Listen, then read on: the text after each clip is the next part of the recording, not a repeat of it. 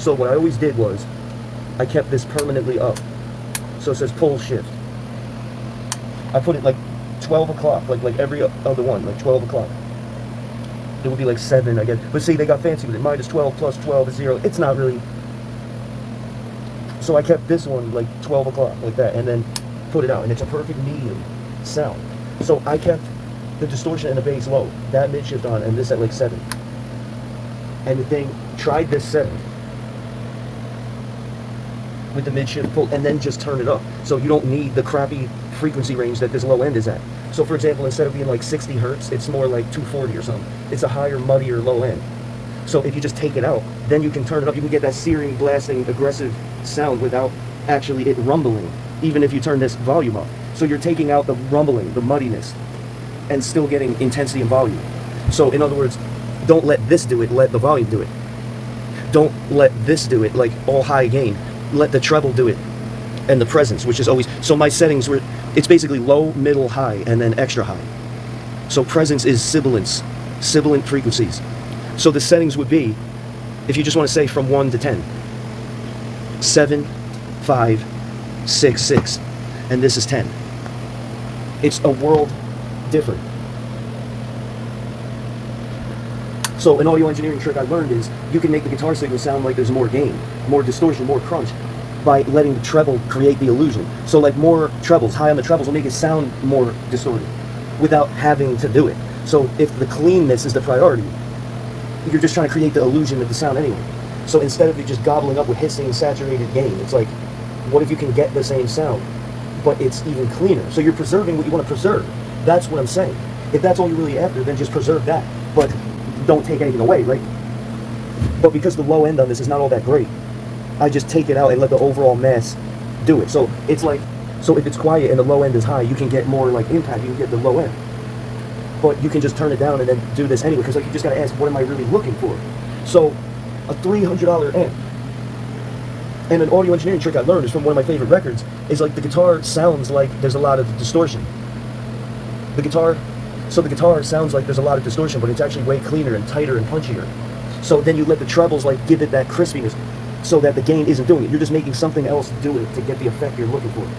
So it doesn't always have to be one way. But some people say it's beloved junk, and others say it's a hidden gem. This thing got destroyed, but they're selling them online. You can find them, you know. But every one from the shoebox practice amp, 10 watt, all the way up sounds good. The best one in my opinion is the combo amp. The 2x12, that sounds the best. And then this doesn't really sound good to me with its own stock cabinet.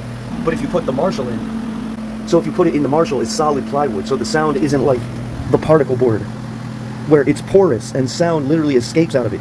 But if it's just a solid hunk of plywood, it's punchier, tighter, more focused, because it's just not doing that. It's just not escaping through the porous, crappy, budget furniture particle board wood, you know what I mean? So just this alone makes a difference. So the cabinet, the speaker cabinet this comes with is just super, super trebly, and it muddies up. But then I looked at this, and I'm like, well, maybe it's just this. And what does it sound like in another cabinet? And it's not as bad, but it was confirmed to be this. So, like I said, it's not just low, middle, high. It's what low, what middle, and what high. So the low end, it could be anywhere from like 30 hertz to 240. Where is it actually low? What is the target frequency that this bass is like hitting? And it's not a very pleasant one in my opinion, so it just muddies up. It's the wrong range. It's like 120 or something, or 200. It's not like your 30 and 60 hertz.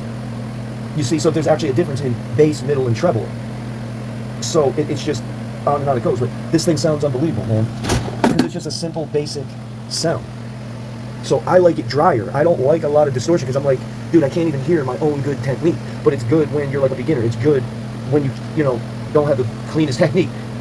But you hear like cliches and stuff, but I've found that it actually is true that as my playing and technique got better, I wanted less and less gain and more mid-range. So now, one thing with this amp is, so the thing about the mid-range on this amp is it sounds really similar when you have it all the way at 10, regular, or if it's 12 o'clock pulled. It like has a similar sound. So I just kept it permanently like that. That's why I took the knob off. I took this knob off because it stopped working. And then this is just some sticker that had like an up arrow, and I just thought it looked cool, fit perfect. Like input were going up, and then it got covered by the spray paint when I redid it. But yeah, so it sounds similar when it's 12 o'clock pulled, or it's normal and 10. It's like, so like when you go all the way and it's pushed down, it's super like radio-like. But when you go like this, it's got this nice missing thing that it's just perfect, like it punches through. And if you pair it with that Marshall, it's like, forget it. It's because now it's super dry and clean, but you have the trebles, and it's crunchy in the perfect spot. And then you just dial this back a bit. So try this setting out, 10, 7, 5, 6, 6 or something. Now, like I said, the stronger your technique is, you won't actually hear a difference. So I knew a guy that had a different sound, like he had a higher saturated sound, more low end, etc.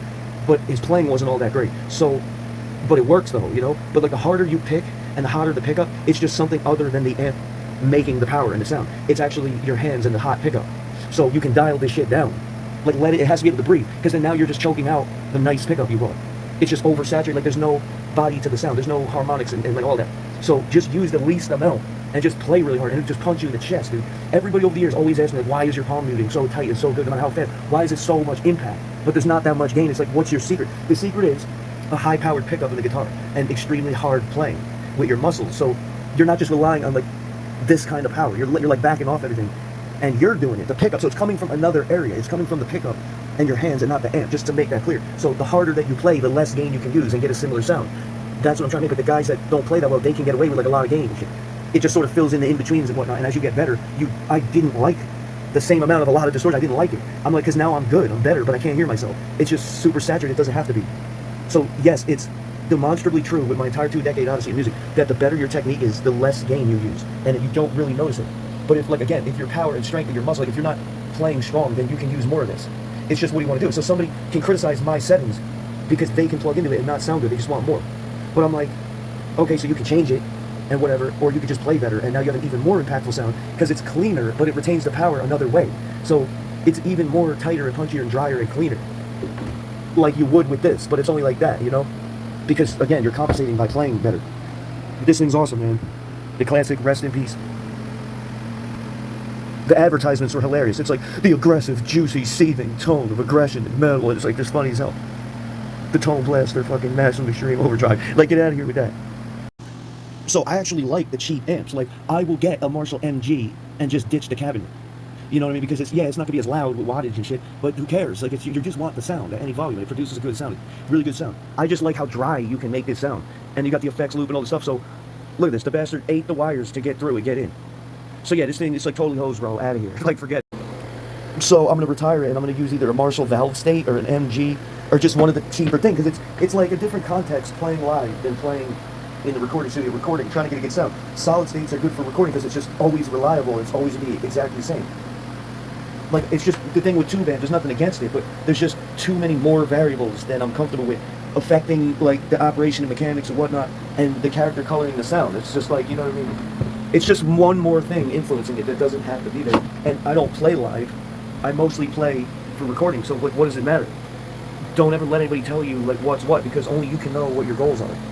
And the thing is, this is not beloved junk. This is a diamond in the rough. This is a hidden gem. I've been using this since 2003. I don't need Spectre Sound Studios telling me. I didn't need a video like that to trust my ears 2 decades ago, when YouTube was just getting started. You know what I mean? And I haven't listened to anybody since, because it's just, what's the application? What's the context?